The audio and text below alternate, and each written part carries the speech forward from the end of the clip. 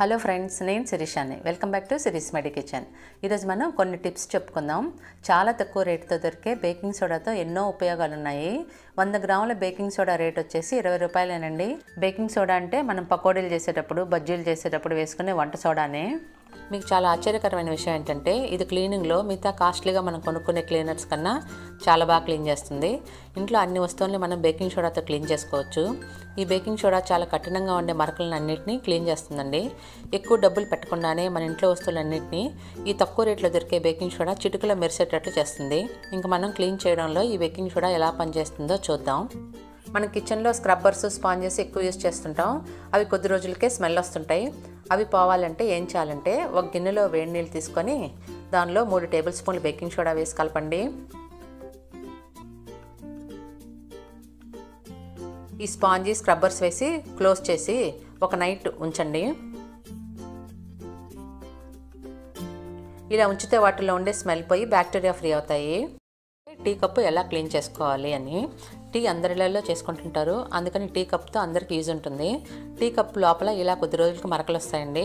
మనం డిష్ వాషర్లో కానీ డిష్ జెల్తో కానీ రుద్దినా కానీ పోవు, ఇవి పర్మనెంట్ అయిపోతాయి. వీటిని ఎలా క్లీన్ చేయాలంటే ఒక మంచి టిప్ ఉందండి దానికి. అదేంటంటే 1 టీ స్పూన్ బేకింగ్ సోడా తీసుకొని కప్పులో వేసి ఇలా స్ప్రెడ్ చేయండి. 1/2 టేబుల్ స్పూన్ వాటర్ వేసుకోండి కప్పులో. 2 మిక్స్ చేయండి. దాని కప్పు లోపలంతా స్ప్రెడ్ చేసి ఒక 10 నిమిషాలు ఇలానే వదిలేద్దాం.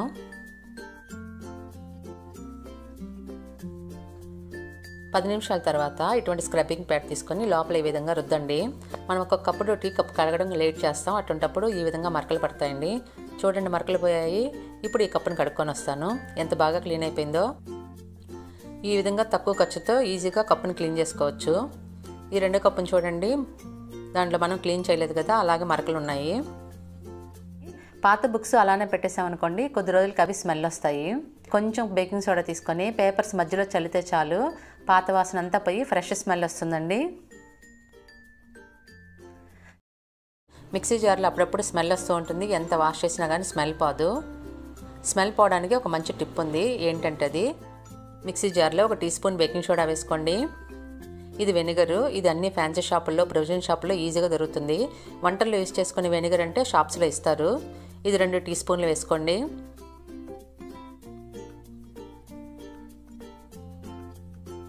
మూడు 4 టేబుల్ స్పూన్లు వాటర్ వేసుకోండి. 30 సెకండ్లు హై స్పీడ్లో ఒకసారి బ్లెండ్ చేయండి. జార్ని తీసుకొని కడిగితే స్మెల్ అసలు ఉండదు. మన కిచెన్లో నాప్కిన్స్ యూజ్ చేస్తుంటాం కదా, అవి ఆయిలీగా అయిపోయి మురిగ్గా అయ్యి స్మెల్ వస్తుంటాయి.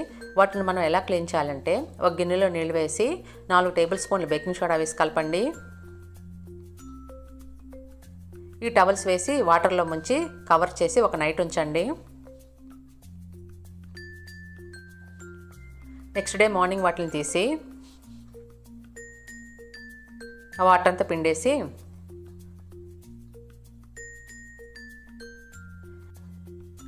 కొంచెం సర్ఫ్ కానీ ఇంకేదైనా గుడ్డలు వాష్ చేసుకునే పౌడర్ కానీ వేసి కడిగితే నీట్గా క్లీన్గా అయ్యి స్మెల్ ఉండదండి.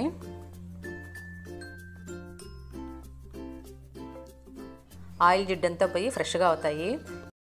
దుమ్మెనలు బాగా స్మెల్ వస్తుంటాయి, వాటిని క్లీన్ చేయడం బాగా కష్టంగా ఉంటుంది. వీటికి ఒక మంచి ఉపాయం ఉందండి. ఏంటంటే దుమ్మెనలు క్లీన్ చేయడానికి ఒక బౌల్లో వేడి నీళ్ళు తీసుకోండి. 2 టీ స్పూన్లు బేకింగ్ సోడా వేసుకోవాలి. దానిలో అంతా కలపండి. దానిలో ఇప్పుడు దువ్వెనలు వేసి కొంచెం సేపు అంటే 15 నుంచి 20 నిమిషాలు ఉంచండి. తర్వాత బ్రష్తో రుద్దితే క్లీన్ అవుతాయి, బ్యాక్టీరియా ఫ్రీ అవుతాయి, వాసన కూడా ఉండదండి. ఇది చాలా మంచి టిప్పు దువ్వెనలు కడగడానికి. మనకు బజార్ నుంచి తెచ్చిన తర్వాత పండ్లు, కూరగాయల పైన కెమికల్స్ పోగొట్టడానికి ఒక బౌల్లో కొంచెం బేకింగ్ సోడా, పసుపు వేసుకొని మిక్స్ చేయండి. పండ్లన్నీ, కూరగాయలని కడిగి ఈ బేకింగ్ సోడా నీళ్ళలో 1 నిమిషం ఉంచి తర్వాత కడిగితే జర్మ్స్, కెమికల్స్ అన్నీ పోతాయండి. ఇలా నీళ్ళల్లో ఫ్లవర్స్ వేసి పెట్టామనుకోండి, 2-3 రోజులకే వాడిపోతాయి. 1/2 టీ స్పూన్ బేకింగ్ సోడాని ఆ వాటర్లో వేస్తే ఫ్లవర్స్ ఎక్కువ రోజులు ఫ్రెష్గా ఉంటాయండి. మనం బ్రష్లు కొనుక్కొని యూజ్ చేసిన తర్వాత వాటిని ఎలా క్లీన్ చేసుకోవాలంటే గోరువెచ్చని నీళ్ళల్లో 1 టీ స్పూన్ బేకింగ్ సోడా వేసి కలిపి టూత్ బ్రష్ని పెట్టి ఒక నైట్ అంతా ఉంచితే క్లీన్ అయిపోతుందండి. మన రోజు వాడే కొద్దీ కిచెన్ సింక్ పైపులు, వాష్ బేసిన్ పైపులు క్లోజ్ అవుతాయండి. స్మెల్ కూడా వస్తుంటాయి. బ్లాక్ కాకుండా ఉండాలంటే ఏం చేయాలంటే, ఇది కిచెన్లో సింకు, ఫస్ట్ వేడి నీళ్ళు పోయండి. తర్వాత 3 టేబుల్ స్పూన్లు బేకింగ్ సోడా వేసి, దాని తర్వాత 3 టేబుల్ స్పూన్లు వెనిగర్ వేయండి. ఇవి రెండు కలిస్తే రియాక్షన్ వచ్చి బబుల్స్ వస్తాయి. ఇవి లోపలికి వెళ్ళి వేస్ట్ అంతా క్లియర్ చేస్తుంది పైపుల్లో. ఒక 10-15 నిమిషాల తర్వాత హాట్ వాటర్ పోయండి.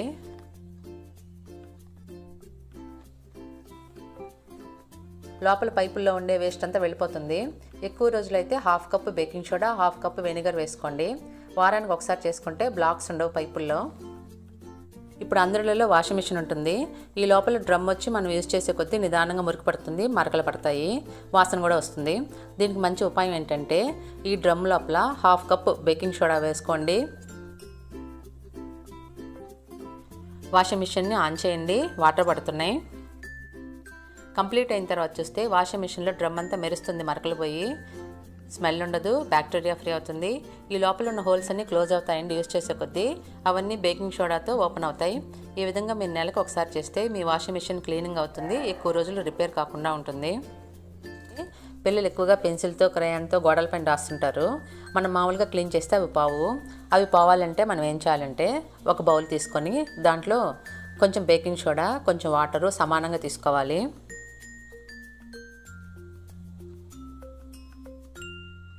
అవి రెండు కలిపి పేస్ట్ లాగా చేసుకోండి. ఒక స్క్రబ్బర్తో ఆ పేస్ట్ని తీసుకొని ఎక్కడైతే గోడలపైన గీతలు ఉన్నాయో వాటిపైన రుద్దండి.